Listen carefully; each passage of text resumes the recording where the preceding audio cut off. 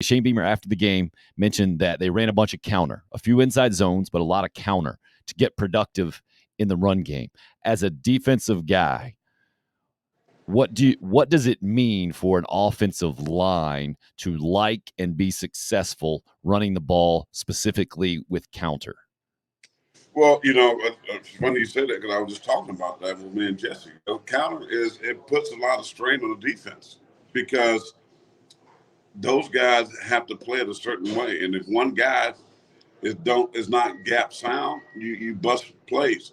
And I bet you if I go back and watch the tape of those counters, Marshawn Lloyd had very great success in that C gap, that gap between the tackle and the tight end. I bet you that's where those runs was hitting up in, and he was cutting back too behind those linebackers who now getting a little nosy or getting too aggressive over the top. He can cut back behind them because these are counter plays. Means okay, I'm not asking these guys to knock somebody off the ball. Here's what happens. You get the down block, which means that the inside guys, the linebackers got to watch that. And we're taught, even in the inside linebacker, take a little jab step because the guy blocks down something coming back to you, right? That's the counter. So if you got a tight end tackle, they block down, then you got either the backside guard, backside tackle, or if they got an H back, a U back, tight end, he could be off the ball. So you get a backside guard and the tight end who's coming to kick out the C gap. That's where the ball wants to hit, in that C gap. But from a defensive standpoint, now you got to get that end edge defensive end. He has to go underneath, and you want to take out two. You want to make the ball run that bubble, right? And now cut that inside backer off who's scraping because he reads the guard, pull, linebacker goes. That's the trick, inside backer. I'm looking at my guard, read my keys. If my guard pulls, he got to go, right? So if you can cut him off, boom, you hit the C gap, and he's off and running up to the safety. But it makes it a little bit easier for the linemen, right? Because now they're moving, right? They're moving. They're pulling. They're moving. They're going to dig out. Sometimes you just got to get a big body on the ground and let that running back. Now he reads. Now Marshawn Lloyd gets it. He's watching that backside backer. He sees, hey, if the end come crashing down, he runs outside. He runs outside. If he tries to close, which means play the outside in the defensive end, right, then he hits it in the C gap. So it puts strain, counter plays put strain on the defense. It's easier to run those plays. Washington used to do it all the time. The Cowboys did it, the NFC East back in the day. That's all you see would happen. I mean, counter, counter, counter. And guess what? It's hard, and it puts so much strain on them shoulders of those edge guys. If I had fast edge guys I was playing against those, I'm running counters at him every day. What do you hear when you get pass rushers? You hear people say, make him defend the run. Not just by base blocking him, get at his knees, right? Come run counters. That right there is going to put pressure where we can have success. So I think that's why they enjoy doing that. If they can do, because their running game was very simple.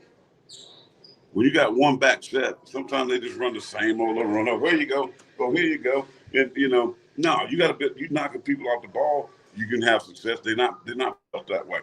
So when you're a weaker offensive line, counters are good because now you're putting pressure on the defense, giving that back an opportunity to read his blockers and read those defenders and cut back and have some success. And I think Marshawn Lloyd is a good cutback runner, and that's why I think they've had really good success doing that. Good stuff there, man. Good stuff. Illustrator, so I know I'm doing right. Well, just in my simple brain trying to follow that, it seems like then the reverse of that on defense is if you have good defensive line play and you have your linebackers playing sound as well, then you can kind of nullify that. Is that fair? Yeah, but it starts with the edge guys with counter. Specific. I mean, it starts right there because they. Now I've seen teams that you do it different. Some teams will tell their edge guy, outside backer, whatever you want to call him, defensive end, to squeeze it. So when they squeeze that play, they say, hey, the defensive end, you still have contained. If the guy bounces, so I'm coming in, boom, I'm playing it with my inside shoulder, outside arm free. We've heard that term for a long time, right? That phrase, I should say. And now the linebacker plays it inside. So you can do it different ways. Depends on what's called. But the most general and best way is to play that thing is to close and spill. That's the language. Close and spill kind of plays.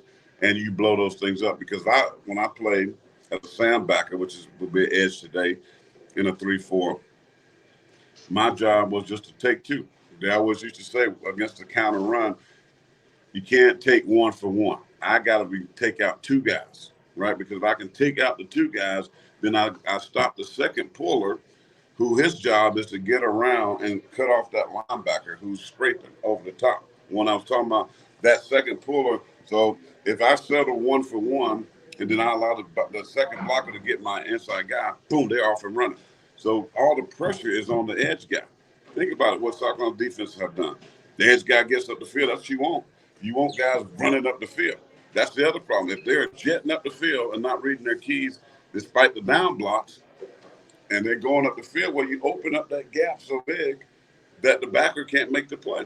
So that's what I'm saying, that you're putting a lot of pressure. In today's game especially, defensive players are so eager to get to the quarterback, right? They're up the field. And when you're up the field, what's most vulnerable is your C gap. And that's what they are attacking now. Because especially coaches, offensive coaches tell them, well, watch them, they go, oh, that they just getting up the field. Well, we're gonna run counter, man. We're gonna counter them to death because we want to make this guy read. Because our keys say on the outside, down block tight end, down block tackle, you take a step and you close.